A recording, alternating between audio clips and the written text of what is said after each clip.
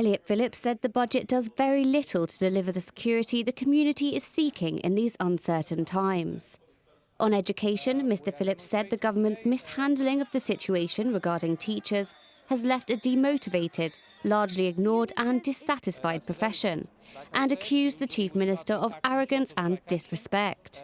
He also pointed out the Chief Minister had failed to make any mention of apprenticeships in his 4-hour budget speech.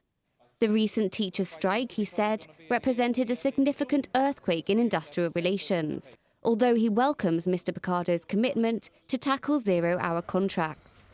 Mr Phillips criticised the Chief Minister's Brexit strategy and said the GSD wished to see a relationship with the EU recalibrated on the basis of a retention of freedom of movement and single market access. With respect to the tax treaty, he said this was a surrender of our fiscal sovereignty and another bad deal for the community.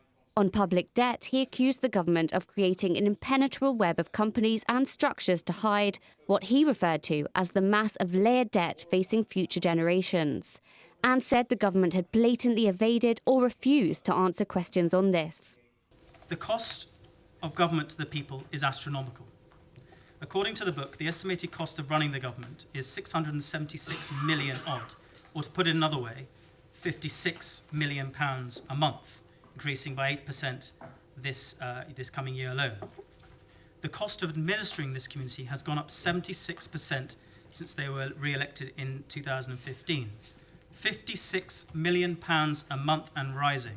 The leader of the opposition went on to say there was an outrageous £100 million hole in public finances. Our true gross debt position, Mr Speaker, we calculate is around £1.24 billion.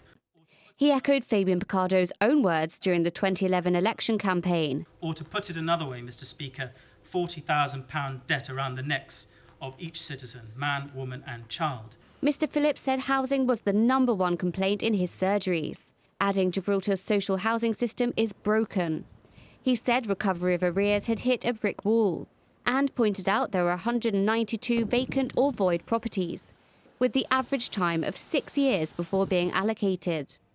In his concluding comments, the leader of the opposition said the economy was on life support. Voting against the budget is not a decision to be taken lightly, but it stands as an important message to the public for whose money we are responsible for.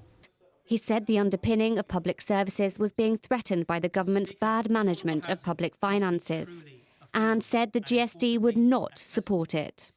It must do what it says on the tin, and it must